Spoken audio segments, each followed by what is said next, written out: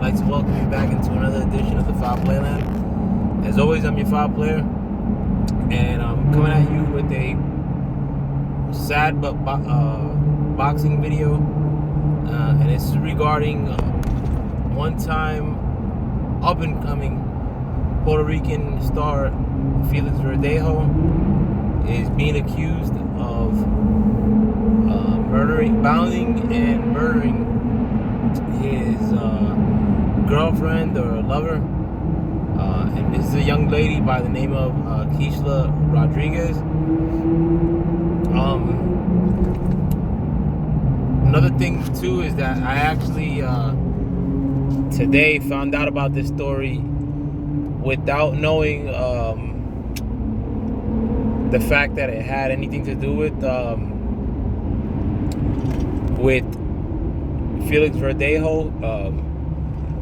Some of my friends are actually in Puerto Rico right now, and I guess maybe they're either related or friends with the actual victim in this case. I mean, I'm hoping it wasn't a relation, that it was maybe just a friend of a friend, and they happen to be in Puerto Rico by coincidence. But my friend Tony and his son Dede Mula are in Puerto Rico right now. And shout out to him, shout out to the whole Garcia family. But my friend Dede, he actually posted this story on Facebook, again without having anything to do with Verdejo. It was more to do with the brutality of the crime at hand, because the victim was, I guess, a nurse or something to do with the medical field. Like in her Facebook pictures, they showed her doing like a sonogram or something, and she had like scrubs on, like a medical outfit, like that the nurses wear. And when they found her, she had like the same scrubs on. And this is like Puerto Rico, so they a lot of times, like in Puerto Rico, like in the newspapers and whatnot, or in like they'll put like like dead bodies, and in the pictures of the young lady you could actually see her with scrubs on, like in her pictures alive. And they actually pulled her out of the water with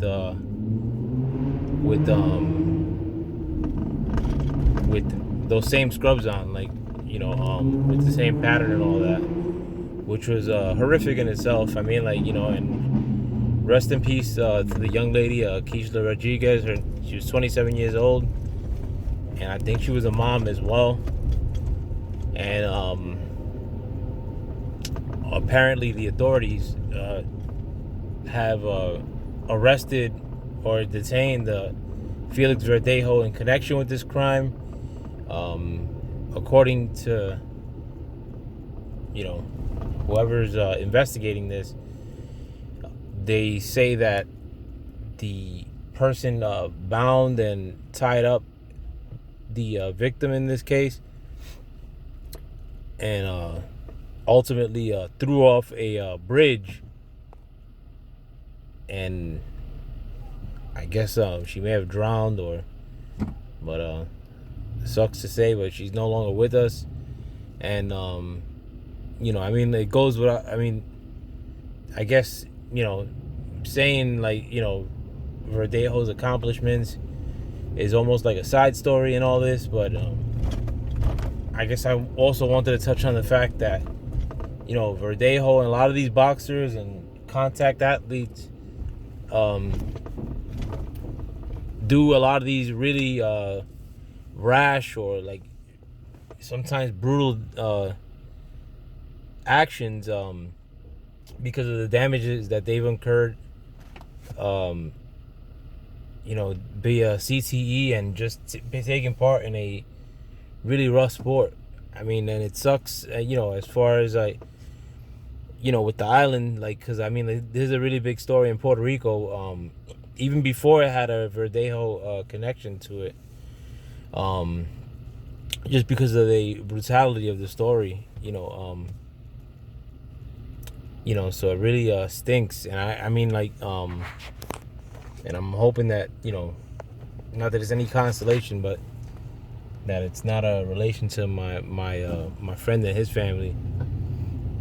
But as far as Verdejo goes, Verdejo was the next guy up. I mean, like, because some people right now, I mean, like, even Pitufo, another Puerto Rican boxer, just lost, and they were almost neck and neck as far as accomplishments go.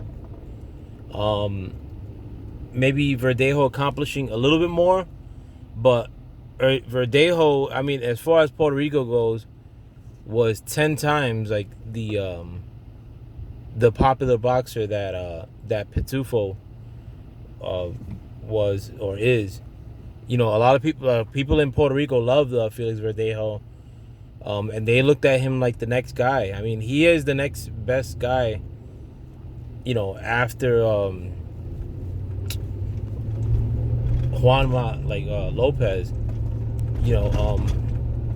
Not that Juanma Lopez accomplished anything, but Juanma Lopez was a big deal, and Verdejo was right along with him. I mean, like, but he did suffer a loss, and then he went through a motorcycle accident, which derailed his career for like 2 or 3 years, and subsequently lost a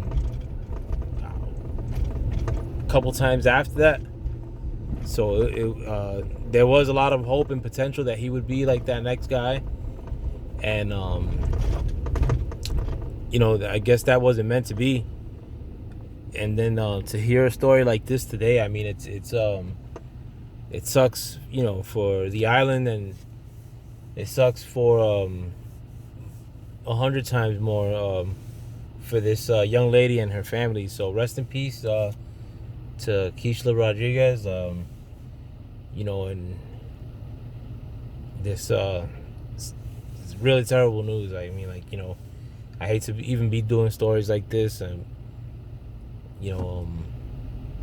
but they really got to start looking into the long-term effects of CTE and these concussion issues. And I'm more, I like to bitch a lot of times, like, because of the current condition of boxing, and the fact that these fighters, in my eyes, don't fight the fights that I want to take, like, but a lot of times I do that from a ignorant perspective, in a sense, because of the damage that some of these fighters do take on. Like, I mean, like, and personally, one of the guys from my own gym,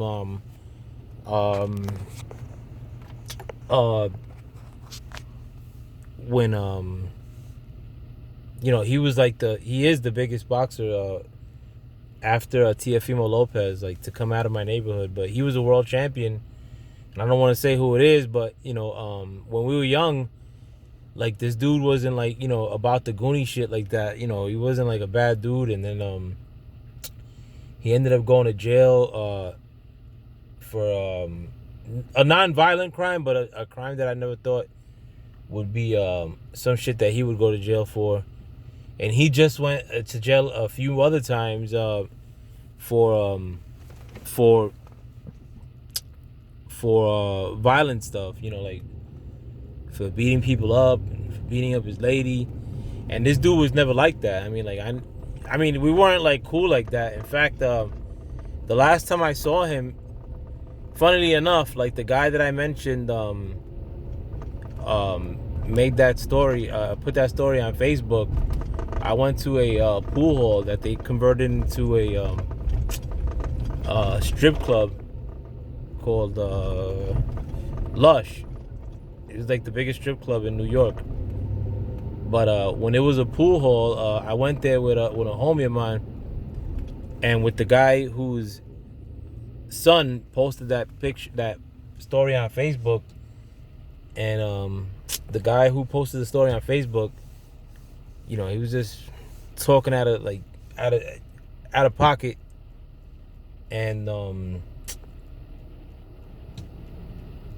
some dude was with that said boxer from my neighborhood, and